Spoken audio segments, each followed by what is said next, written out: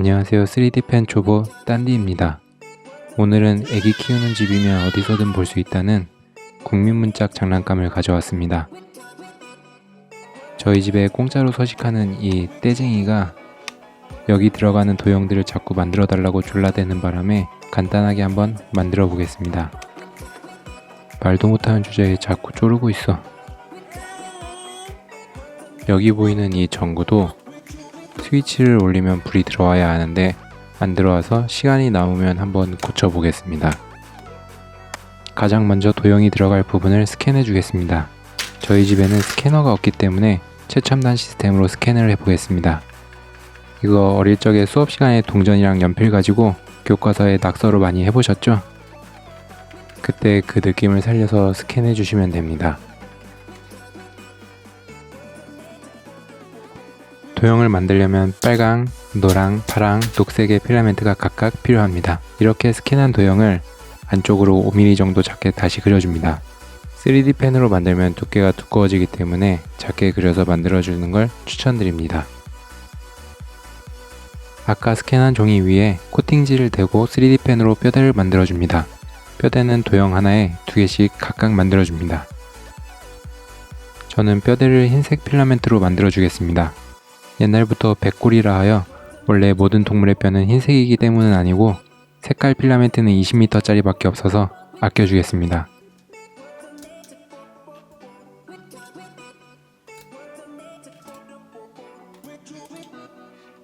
기본 도형을 다 만들었으면 2.5cm 정도의 기둥을 여러 개 만들어 주겠습니다.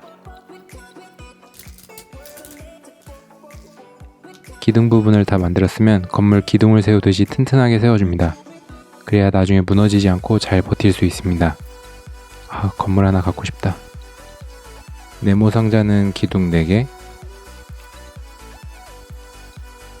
세모는 기둥 3개, 별 모양은 기둥 5개, 원기둥은 기둥 4개를 각각 붙여줬습니다. 도형에 기둥을 세워 뼈대를 완성했으면 그물처럼 촘촘히 만들어서 필라멘트 하나 셀 틈 없이 만들어줍니다.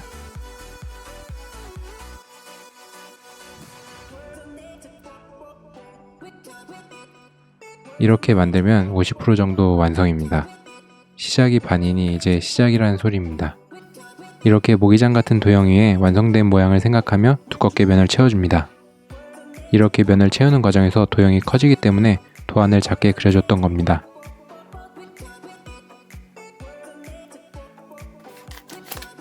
대충 다 채워줬으면 이제 아까 준비해둔 20m짜리 색상 필라멘트를 가져와 한 번 더 덮어주겠습니다.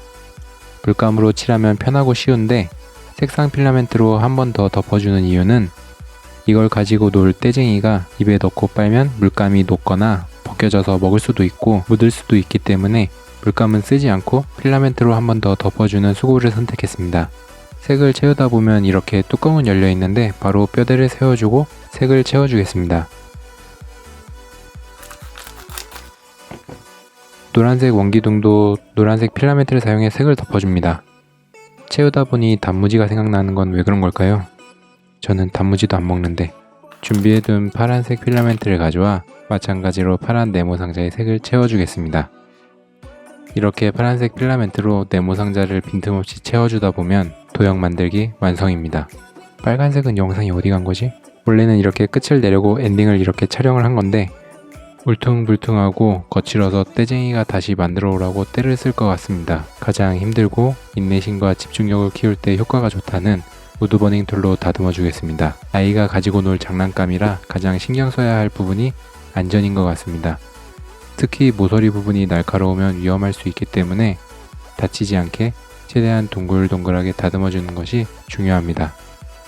우드버닝 툴로 최대한 각진 곳 없이 둥글게 다듬어 줬으면 다른 색 도형도 같은 방식으로 다듬어 주겠습니다. 이 노란색 단무지 같은 건 다듬어 주니까 빛나는 노란색 마시멜로우가 되었습니다. 저는 피규어도 좋아하고 원래 뭔가 그리고 만드는 활동도 좋아해서 3D 펜을 구입한 이유도 있지만 실생활에 도움이 되는 뭔가를 만들면 좋겠다는 생각으로 3D 펜을 구매했습니다. 그래서 저번에 칼도 수리하고 장난감도 고쳐봤고 지금은 이렇게 아이 장난감 도형도 만들고 있으니 문득 이런 생각이 떠올랐습니다. 3D 펜이 아니라 장난감을 하나 사주는 게 낫겠다. 하지만 너무 늦었습니다. 녹색 삼각형도 이렇게 다듬어졌습니다. 별처럼 보이진 않지만 이 빨간 별을 다듬고 나면 인두질 작업은 끝이 납니다. 지금부터는 줄을 가져와 1차로 다듬어 주겠습니다. 샌딩 작업을 할 때도 마찬가지로 모서리 부분을 최대한 신경 써서 작업을 해줍니다. 2차로 거친 사포로 샌딩 작업을 하고 3차로 고운 사포를 가져와 작업을 해줬습니다. 가루는 청소기로 중간중간 청소를 하면서 작업을 해줘야 청결하고 건강하게 작업을 진행할 수 있습니다. 사포로 계속 문지르다 보면 다시 가루가 생깁니다. 청소기로 청소를 해줍니다. 이렇게 4가지 도형을 거친 것부터 부드러운 것까지 3단계에 걸쳐 쓸데없이 많이 갈아주면 아기 피부처럼 부드러운 도형을 만들 수 있습니다. 줄이나 사포로 갈기 힘들었던 중간 부분을 그라인더로 한 번 더 갈아주겠습니다. 이 미니 무선 핸드 그라인더 리뷰를 할 때 제가 못한 얘기가 있었는데, 그라인더 작업을 할 때 그라인더 비트가 시계 반대 방향으로 회전을 해서 오른손잡이시라면 작업자의 몸쪽으로 가루가 날리게 됩니다. 그래서 항상 눈에 가루가 들어갈 위험이 있었습니다. 반드시 작업용 보안경을 추가로 같이 구매를 하시는 걸 눈에 가루가 들어가서 한동안 고생한 초보가 추천드립니다. 그라인더로 갈다 보니 표면이 다시 사춘기가 온 것처럼 거칠어졌습니다. 그라인더는 부드럽게 갈기보단 큰 조각을 다듬을 때 사용하면 좋을 것 같습니다. 그라인더를 먼저 했어야 했는데 하나 또 배웠습니다. 사실 이건 3D 펜을 처음 시작하는 저처럼 초보분들을 위한 도형을 만드는 기초 영상입니다.